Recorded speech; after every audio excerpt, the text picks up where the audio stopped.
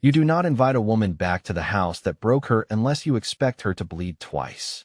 That was the first thing Tasha Monroe thought when the cream-colored envelope slid through her mail slot on a quiet Thursday morning.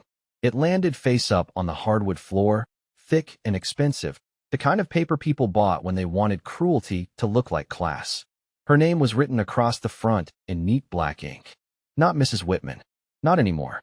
Just Tasha Monroe, the name she had fought to remember after 3 years of marriage, one ugly divorce, and too many nights wondering how love had turned into a room full of people pretending not to hear her pain. She picked it up slowly, her coffee growing cold on the kitchen counter behind her. For a second, she already knew. Nobody from the Whitman family wrote unless they wanted something. Nobody from that family invited her anywhere unless they had already decided where she belonged. At the bottom, she opened the envelope anyway. Inside was a dinner invitation, embossed with the Whitman family crest, as if Sunday night pot roast needed a family logo. "We would appreciate your presence this Sunday at 7, it read. "There are family matters that should be discussed in person." Tasha let out a small laugh, but it did not sound happy. Family. That word had never fit in their mouths when they said it to her. When she was married to Caleb Whitman, his mother called her dear in the same tone other people used for a stain on the carpet. His father asked if she was comfortable with formal dinners, like she had been raised in the woods instead of Atlanta by a school principal and a nurse who taught her more dignity than that whole house could afford. And Caleb, her white husband with his polished smile and old money confidence, had never corrected them. Not once. He just squeezed her knee under the table and whispered, "Do not make this harder than it has to be." Back then, Tasha thought silence was grace. She thought being patient would prove she belonged. She thought if she loved Caleb well enough, if she softened herself enough, if she swallowed enough of their little insults, one day he would stand up and choose her out loud. He never did. He let his family shrink her until even her own voice felt too loud in her chest. Then, when the marriage became inconvenient, he called the divorce a clean ending, like she was a business expense he had finally removed from the budget. Tasha turned the card over, ready to toss it into the trash, when she saw the handwritten note at the bottom. Caleb's handwriting.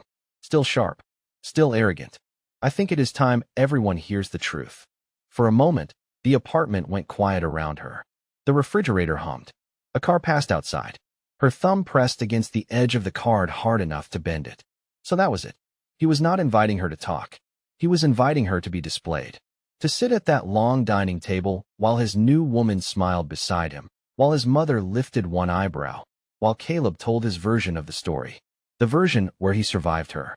The version where she was bitter, unstable, difficult, ungrateful.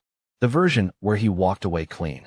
Tasha stood there for a long time, feeling the old ache rise in her throat, but this time it did not break her. This time it settled into something colder, something steady. She walked to the small desk by the window, opened the bottom drawer, and pulled out a sealed manila envelope she had not touched in 2 years. Inside were emails, signatures, bank records, and one letter from an attorney Caleb had prayed she would never understand. Her hand did not shake when she placed the dinner invitation on top of it. Then she looked out at the gray afternoon, breathed once, and whispered, "Fine, Caleb. Let them hear the truth." By Sunday evening, Tasha had changed outfits 3 times and hated herself for caring.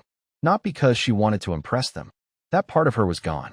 But some rooms had a way of reaching back into your body and waking up the woman you used to be. She finally chose a simple black dress, low heels, small gold earrings, and the ring her mother had left her on her right hand. Nothing loud, nothing borrowed, nothing that asked for permission. The manila envelope sat on the passenger seat as she drove north toward the Whitman house, past grocery stores, gas stations, churches, and then into the kind of neighborhood where every lawn looked like it had been personally warned not to grow out of line. The houses grew farther apart. The trees got taller. The streetlights looked softer, more expensive somehow, like even the darkness had manners there. When Tasha turned onto Whitman Lane, her stomach tightened before she could stop it. For years should have been enough time for a front gate not to make her feel small. It was not. The white stone house stood at the end of the driveway, glowing under warm porch lights, every window golden, every hedge trimmed, every inch of it pretending nothing ugly had ever happened inside. Tasha parked behind a silver Range Rover, and sat for a moment with both hands on the steering wheel. She remembered another dinner, years ago, when Caleb had told her in the car, "Just try to fit in tonight, okay?" She had smiled then, because she thought love sometimes meant making yourself easier to love. Now she looked at the same front door and almost laughed at the memory. The old Tasha would have checked her lipstick. The woman sitting there now checked the envelope. The door opened before she rang the bell. Mrs. Alvarez, the housekeeper, stood there in a gray uniform, older now, her hair streaked with more silver. Her eyes softened the second she saw Tasha. "Miss Monroe," she said quietly. "Not Mrs. Whitman. Not Caleb's ex-wife. Miss Monroe." Tasha felt that small mercy land somewhere deep. "Good evening, Mrs. Alvarez." The woman stepped aside, lowering her voice. "They are all in the dining room." Then, after a pause, "You look well." Tasha knew what she meant. "You survived." "Thank you," she said. The foyer smelled exactly the same, lemon polish, white lilies, and money old enough to act humble. Family portraits lined the wall, Caleb in private school blazers, Caleb on a sailboat, Caleb shaking hands with men who looked like they had never waited in line for anything. There was still no wedding photo of him and Tasha. There never had been. As she walked toward the dining room, laughter floated out, light and polished. Then she heard Caleb's voice.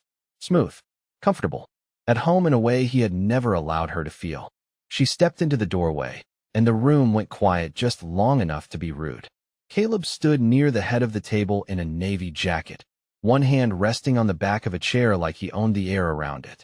Beside him was Sloane Mercer, blonde, bright, wrapped in a champagne dress that looked chosen to match the candles. On her wrist was a diamond bracelet Tasha recognized so fast it felt like a slap from the past. Caleb had told her that bracelet was missing during the last year of their marriage. He had let her search drawers, call the jeweler, blame herself for losing something precious. Now it sparkled on another woman's arm like the punchline to a joke Tasha had never agreed to hear. Caleb smiled first. "Tasha, glad you came." No warmth. No apology. Just possession dressed up as manners. Sloane tilted her head and gave a soft smile. "It is so nice to finally meet you." Finally, as if Tasha were an old rumor and not the woman Caleb had once promised forever to. Eleanor Whitman sat at the far end of the table, pearls at her throat, eyes sharp as ever. "Tasha, dear, we were not sure you would be comfortable joining us." Tasha looked at her, then at Caleb, then at the empty chair waiting near the sideboard, far from the center of the table, close enough to the kitchen door to feel intentional. "I am comfortable," Tasha said. "Thank you." She walked to the chair without waiting for Caleb to pull it out. That was when she saw the place card. Cream paper. Black ink. Same expensive cruelty as the invitation. Everyone else had a name. Caleb. Sloane. Eleanor. Richard. But the card in front of her did not say Tasha Monroe. It said, Mrs. Caleb Whitman's ex-wife. For 1 second, nobody breathed. Caleb watched her closely, waiting for the crack, waiting for the old wound to open. Tasha picked up the card, looked at it, and smiled so gently it made Sloane's face stiffen. Then she placed it beside her plate and sat down. "Interesting," she said. "You still need his name to introduce me." The silence after Tasha's words was not loud, but it was heavy. It sat right in the middle of the table, between the crystal glasses and the folded linen napkins, daring someone to touch it. Sloane's smile tightened first. Eleanor Whitman lifted her water glass as if nothing had happened, but her fingers pressed too hard against the stem. Caleb gave a soft laugh, the kind he used when he wanted a room to believe he was still in control. "It was just a little joke," he said. Tasha unfolded her napkin and placed it across her lap. "I know. That was the sad part." Richard Whitman cleared his throat from the other end of the table. He had always been quieter than Eleanor, but never kinder. He looked at Tasha the way a bank looks at a declined card. "Well," he said, reaching for his wine, "I suppose divorce teaches everyone something. Some people learn independence later than others." Eleanor gave a small approving hum. "Richard." She said his name like a warning, but there was no real disapproval in it. Sloane leaned forward, her bracelet catching the candlelight again and again, flashing like it wanted attention. "I actually admire you for coming," she said to Tasha. "I really do. Not every woman could sit at dinner with a man who has moved on so gracefully." There it was, wrapped in perfume, served with salad. Tasha felt the old version of herself stir for half a second, the woman who would have looked down, smiled politely, and tried to make the room comfortable at her own expense. She remembered sitting at this same table years earlier, laughing softly at jokes that were not funny, swallowing comments about her hair, her voice, her family, her neighborhood, her strong opinions. She remembered Caleb touching her knee under the table, not to comfort her, but to quiet her. Afterward, in the car, he would sigh and say, "Why do you always have to take things personally?" As if disrespect only counted when white linen was not involved. Tasha picked up her water and took a slow sip. "Moving on is not always the same as upgrading," she said. The fork in Sloane's hand paused just above her plate. Caleb's eyes narrowed, just enough for Tasha to notice. Eleanor set her glass down. "There is no need for bitterness, dear." Tasha turned to her. "I agree." The calmness in her voice seemed to bother them more than anger would have. That was the thing about people who spent years calling you emotional. They became confused when you stopped giving them a performance. Caleb leaned back in his chair, still smiling, but the smile had lost its warmth around the edges. "Let us not start the night this way," he said. "We invited you here because there are things that need to be handled like adults." Tasha looked at him. Adults usually put people's names on place cards. Richard coughed into his napkin. Someone near the far side of the table shifted in their chair. Sloane recovered first, giving a light laugh that sounded practiced. "You are funny." Caleb never mentioned that. "Caleb left a lot out," Tasha said. She did not say it loudly. She did not need to. Caleb's jaw moved once, the way it did when he was holding back a sharper version of himself.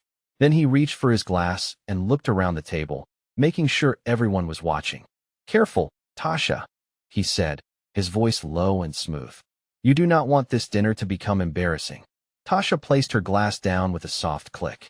Her heart was beating hard, but her hands were steady. She looked at the man who once made her feel lucky to be tolerated, then at the woman wearing a bracelet bought with lies, then back at Caleb. For who? For the first time that night, Caleb did not have an answer ready. His eyes stayed on Tasha a second too long, and that was how she knew she had touched something real. Not guilt. Caleb had trained himself out of that years ago. It was fear of losing control, and in the Whitman house, control mattered more than truth. Eleanor reached for the small silver bell beside her plate, the one she used to call Mrs. Alvarez from the kitchen, but Caleb lifted one hand. "That will not be necessary," he said. His voice had changed. The dinner mask was still there, but now it sat crooked. "Since we are all speaking plainly, maybe this is the right time." Tasha leaned back slightly. She had been expecting this. Not the exact words, maybe, but the shape of it. Caleb did not invite people unless he already had a script. Sloane looked from him to Tasha, suddenly less amused. "Caleb." He stood, buttoned his jacket, and placed both hands on the back of his chair. "I wanted tonight to be respectful," he said, which almost made Tasha laugh. "But there are some things my family deserves to understand before the next chapter of my life begins." Next chapter. That was what men like Caleb called it when they left wreckage behind and decorated the future with cleaner furniture. He looked around the table, collecting sympathy before he even asked for it. The divorce was difficult. More difficult than it needed to be. I tried to be fair. I tried to be generous. But Tasha made choices that created unnecessary complications. Tasha watched Eleanor nod, as if she had been waiting for those exact words. Richard stared into his wine, pretending this was all beneath him, though he was listening to every syllable. "Unnecessary complications," Tasha repeated softly. Caleb ignored that. "And now, with the merger moving forward, I cannot afford any confusion. Whitman Advisory is finally at the level I always knew it could reach. We have investors watching, partners reviewing records. The last thing anyone needs is an old misunderstanding being used to create leverage." There it was. Not family. Not healing. Not truth. Business. His real religion. Caleb reached into a leather folder on the sideboard and pulled out a thin stack of papers. He placed them on the table beside Tasha's plate with the kind of smile people use when they think politeness makes pressure less ugly. "This is simple," he said. "A statement of non-claim. It confirms you have no financial, creative, or ownership interest in my company, past or present. It protects everyone." Tasha looked down at the papers. Her name was already typed on the signature line. Of course it was. Caleb had always loved preparing her choices before giving them to her. Sloane tilted her head, her voice light and sweet. "It really is just paperwork. Since you have already taken enough of his peace, maybe this can help everyone move forward. The room went quiet again.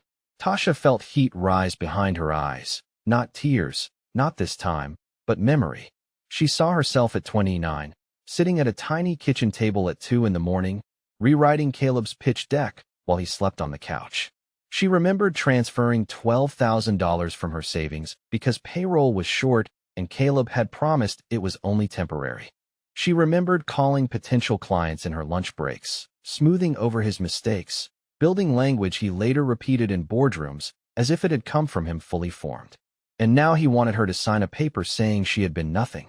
Tasha lifted her hand from the table and touched her mother's ring. The small gold band steadied her better than any prayer. Caleb pushed a pen toward her. I would appreciate you not making this dramatic. She looked at the pen, then at him. You brought me here, seated me beside the kitchen door, labeled me as your ex-wife, and handed me legal papers during dinner. Her voice stayed calm, but every word landed clean. Caleb, dramatic is the nicest word for what this is. His smile disappeared. Just sign it. Tasha picked up the first page and scanned the top line. Then she set it back down, untouched. You should have read your own company records before inviting me here. The words did not explode across the table. They settled there, quiet and dangerous, the way truth sometimes does when it has been waiting years for a chair. Caleb stared at Tasha as if she had spoken in a language he had not expected her to know. Then he laughed, short and dry. Company records? He said. Tasha, you used to color-code my calendar. Let us not pretend you were running the firm. Eleanor's mouth curved with relief, like Caleb had just returned the room to its proper order. Exactly, she said. Marriage can make people confused about their role in a man's work. Tasha looked at her, and for a moment, the old anger almost rose too fast. Not because Eleanor's words surprised her, but because they sounded so familiar, so polished, so practiced. Tasha had heard different versions of that sentence for years. You are helping, dear, not leading. You are supportive, not essential. You are lucky, not valuable. She opened her purse and pulled out a small folder, plain and gray, nothing like Caleb's expensive leather one. Caleb's smile faded by one careful inch. Tasha placed the folder beside the unsigned papers. Do you remember Ridgeway Foods? She asked. Caleb blinked. What? Your first real client. The one that kept your company alive after Davidson pulled out. Richard looked up at that. He remembered money, even when he pretended not to remember people. Caleb shifted his weight. That was years ago. It was, Tasha said. March 12th, 2:17 in the morning. You fell asleep on the couch because you said the proposal was hopeless. I stayed up and rewrote the entire strategy. She opened the folder and slid out the first page. This is the email I sent you with the revised deck. This is your reply. She read it calmly. Tasha, this is exactly what I needed. You saved me. Sloane's eyes moved quickly to Caleb. The bracelet on her wrist stopped glittering because her hand had gone still. Caleb reached for the paper, but Tasha did not let go right away. There are more, she said. Client scripts, market research, brand language, pricing models, and the $12,000 transfer from my personal savings when your payroll account was short. Eleanor's face tightened. Surely you are not suggesting a wife helping her husband means she owns his company. Tasha turned a page. No, I am suggesting your son's lawyers lied when they said I made no financial, creative, or operational contribution. Caleb's voice dropped. You are embarrassing yourself. No, Tasha said. I am correcting the record. That sentence changed the room more than any shout could have. Mrs. Alvarez appeared near the doorway with dessert plates, sensed the air, and stopped. Nobody told her to leave. Nobody had to. Caleb leaned closer, speaking through his teeth, while still trying to sound calm. Those files mean nothing. You are my wife. People help each other in marriage. Tasha nodded once. Exactly. So why did your lawyers call it zero contribution? The question hit him clean. For the first time all night, Caleb looked away. Not long. Just enough. But everyone saw it. Richard set his wine glass down. Sloane pulled her shoulders back, no longer smiling, no longer playing hostess in a story she did not understand. Tasha reached into the folder again and placed one final page on top. This one had Caleb's signature from the original operating agreement, the early draft before his attorney removed her name. I did not come here to argue about memories, she said. I brought paper. Caleb stared at the signature, and the color drained from his face so slowly it almost looked polite. Then his phone began to vibrate against the table. Once, twice, 3 times. No one moved. Caleb looked down at the screen, and his jaw locked. Tasha did not need to ask who it was. She had seen that name before the dinner ever started. Marcus Ellison. Ellison Capital. The investor Caleb had spent 6 months trying to impress was calling him in the middle of the dinner he had designed to erase her. Caleb let the phone buzz one more time before he picked it up, as if waiting could make the name on the screen change. It did not. Marcus Ellison still glowed there in bright white letters, calm as a judge. Caleb stood so quickly his chair legs scraped the floor. "Excuse me," he said, already turning toward the hall. But before he could take 2 steps, the doorbell rang. Once. Clear. Final. Nobody at that table moved. Mrs. Alvarez looked toward Eleanor, and Eleanor looked toward Caleb, because in that house even the door seemed to need permission. Caleb's face had gone tight in a way Tasha had seen only twice before, both times when money was not behaving the way he wanted it to. "I will get it," Mrs. Alvarez said softly, and disappeared down the hall. Sloane lowered her voice. "Caleb, who is Marcus Ellison?" Caleb did not answer her. His eyes stayed on Tasha, searching her face for panic, anger, surprise, anything that would tell him she was guessing. But Tasha just sat there with her hands folded beside her water glass. Her heart was beating hard, but not from fear. From timing. From the strange, clean feeling of watching a man walk straight into the consequence he arranged for himself. Footsteps sounded in the hallway. Then Marcus Ellison entered the dining room, tall, composed, dressed in a navy suit that did not need to announce its price. He carried a black folder under one arm and had the kind of quiet presence that made rich people sit up straighter without knowing why. Caleb recovered first, or tried to. "Marcus," he said, forcing warmth into his voice. "This is unexpected. I was just about to take your call." Marcus looked at him, polite but brief. "I am sure." Then he turned to Tasha. "Ms. Monroe, I apologize for being late." The room shifted. It was small, almost invisible, but everyone felt it. Sloane's eyes widened. Eleanor's posture stiffened. Richard leaned back as if the chair had suddenly become less comfortable. Caleb stared at Marcus, then at Tasha, and the smile he had been holding finally gave up. "You two know each other?" he asked. Tasha looked at Marcus before answering. "Mr. Ellison's firm reviewed some documents for me." Marcus placed the black folder on the table, not near Caleb, but beside Tasha's untouched plate. "That is one way to put it," he said. Caleb gave a sharp little laugh. "This is a private family dinner." Marcus looked at the papers Caleb had pushed in front of Tasha, then at the place card still sitting beside her plate. "Then you should not have turned it into a legal ambush." Nobody spoke. Even the candles seemed quieter. Caleb's voice hardened.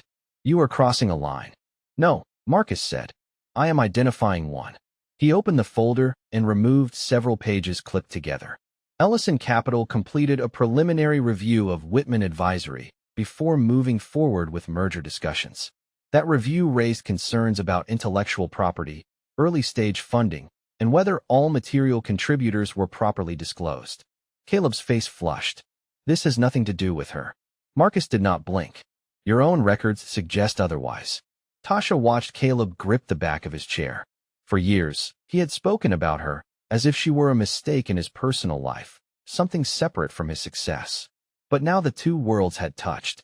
The woman he had tried to shrink was sitting in his family dining room, while the investor he needed held proof that she had helped build the very company he was selling as his alone. Sloane looked down at the bracelet on her wrist, then slowly covered it with her other hand. Eleanor finally spoke, her voice tight with control.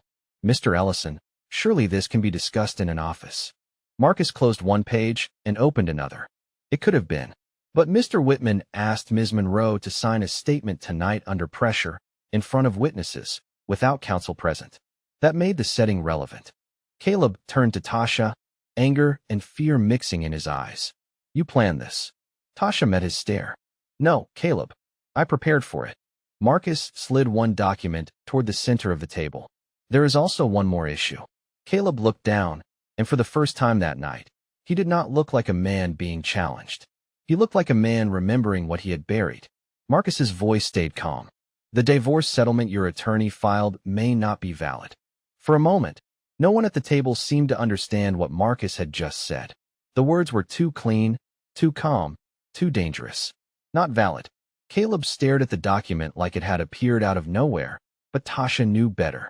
Some papers do not come back to haunt you. They sit quietly in a drawer until the person you tried to bury finally learns how to read them. Caleb forced out a laugh, but it sounded thin. That is ridiculous. The settlement was signed and filed years ago. Marcus nodded once. It was filed. That is not the same as being fair, complete, or enforceable. Eleanor's hand went to the pearls at her throat. This is absurd. Caleb had one of the best attorneys in Fairfield County. Tasha looked at her. I know. I had no attorney at all. The room turned toward her, and for the first time that night, Tasha stood. She did not rise quickly. She did not slam her chair back or throw accusations like plates. She simply stood because sitting down while they discussed the worst season of her life felt too much like being small again. Her voice was steady, but every word carried the weight of what it had cost her to say it out loud. When Caleb brought me those papers, I was not thinking clearly. I was sleeping maybe 3 hours a night. I had lost weight. I had been seeing a doctor because my anxiety had gotten so bad I could barely keep food down. Caleb's face tightened. Do not do that. Tasha turned to him. Do not tell the truth. Sloane looked between them, her confidence draining by the second.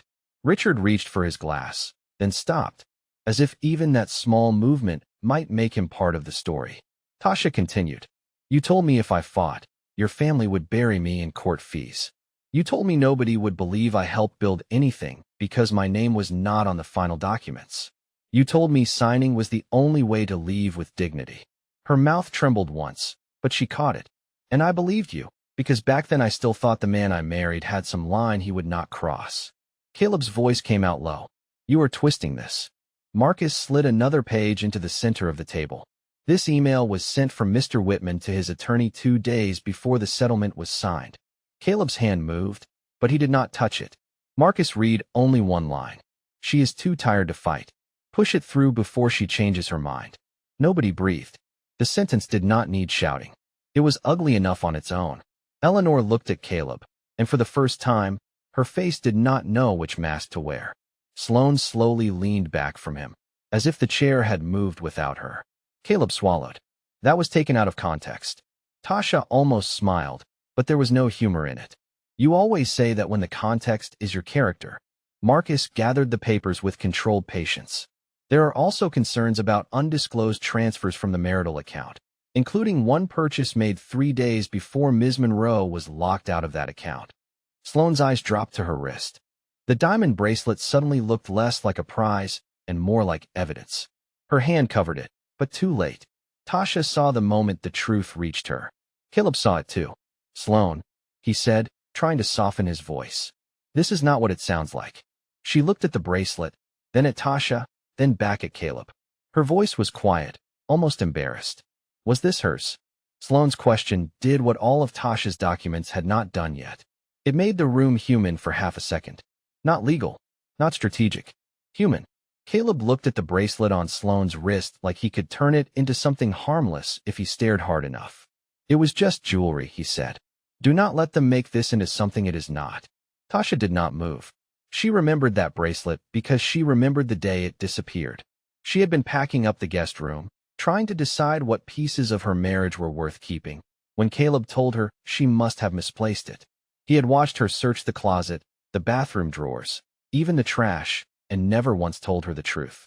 Now the same diamond sat under candlelight on another woman's wrist, bright and cold. It was purchased from the joint account, Marcus said, turning one page. 3 days before Ms. Monroe was removed from online access. Sloane's face changed slowly, as if embarrassment had to travel through every part of her before it reached her eyes. She unclasped the bracelet with careful fingers and placed it on the table. The sound was small, barely more than a click, but Caleb flinched like everybody had heard the whole story in it. Eleanor sat straighter. This has gone far enough. Her voice had that old Whitman steel in it, the tone that used to make Tasha apologize even when she had done nothing wrong. Whatever happened between Caleb and Tasha should not be turned into a spectacle at my dinner table. Tasha looked at the place card beside her plate. Mrs. Caleb Whitman's ex-wife. You made it a spectacle before I sat down. Richard finally spoke, his voice lower than before. Caleb, is any of this going to affect the merger? There it was. Not, did you do this? Not, did you hurt her? Not, are you sorry? Just the merger. Caleb turned on him with a sharp look. Dad, stay out of it. Marcus closed the folder halfway. Ellison Capital will be pausing all discussions with Whitman Advisory until a full review is completed. Given the undisclosed contributions, settlement concerns, and pressure placed on Ms. Monroe tonight, we cannot move forward in good faith. The words landed harder than any insult. Caleb's face went still. Sloane stared at him, no longer looking like his future wife, but like a woman realizing she had been invited into a story with missing pages. Eleanor whispered his name, not with comfort, but warning. Caleb looked around the table, searching for loyalty, but the room had shifted against him. Even Mrs. Alvarez, still standing near the doorway with the untouched dessert plates, looked at Tasha with quiet pride. Then, from the far end of the table, Caleb's younger cousin, Lauren, lowered her phone. She was 23, always half bored, always recording little pieces of family drama for her friends. Tonight, her face had gone pale. I did not know it was going to get this serious, she said. Eleanor snapped. Lauren, tell me you were not recording. Lauren swallowed. Only after the place card thing. I thought it was funny. Nobody laughed. Caleb closed his eyes for 1 second, and Tasha saw the calculation die behind them. A recording meant his voice, his papers, his warning, his demand that she sign. All of it outside the clean little story he had planned. He turned to Tasha, anger breaking through the polish. You wanted this. You wanted to ruin me in front of my family. Tasha stood slowly and picked up her purse. No, Caleb. You planned the dinner. You wrote the card. You brought the papers. You handed me the pen. She looked at the bracelet lying between them, then back at him. I just stopped pretending your choices were my shame. Sloane pushed her chair back and walked away from the table without touching him. Richard stared at the documents. Eleanor had nothing left to say that would not make things worse. Tasha turned toward the hallway, and for the first time in that house, no one told her where to stand, how to speak, or when to leave. Caleb followed her before she reached the front door, his voice cracking just enough to sound almost real. Tasha, please. We can fix this. She stopped with her hand near the handle, but she did not turn around yet. Caleb's words hung in the hallway like smoke after a fire he had started himself. We can fix this. Tasha had heard some version of that sentence before. Years ago, it had meant, be quiet so my family can stay comfortable. Later, it meant, sign the papers so this can be clean. Now, with his merger paused, his fiancée walking away, and his perfect family dinner broken open, it meant, please help me survive the truth. Tasha turned slowly. Behind Caleb, the dining room glowed with candlelight and shame. The bracelet still sat on the table. The place card still lay beside her empty plate. All those little objects, so small by themselves, had become a map of everything he thought he could take and rename. Fix what, Caleb? She asked. His face softened in a way that would have fooled her once. Us. This. The legal stuff. I know tonight got out of hand. Tasha almost felt sorry for the man he was trying to become in that moment. Not because he had changed, but because he had finally run out of places to hide. Tonight did not get out of hand, she said. Tonight got honest. He stepped closer, then stopped when Marcus appeared at the end of the hall. Marcus did not speak. He did not need to. His presence was not a rescue. It was a reminder that Tasha no longer had to stand alone in rooms built to make her feel powerless. Caleb looked past her toward the front windows, toward the driveway, toward all the things he was losing outside his control. I made mistakes, he said. My family put pressure on me. The company was failing. I was scared. Tasha listened, because there was a time when she used to pray Caleb would finally explain himself. She used to think an explanation could heal what an apology never touched. But standing there now, she understood something people learn only after being hurt long enough. Reasons are not repairs. Fear does not excuse cruelty.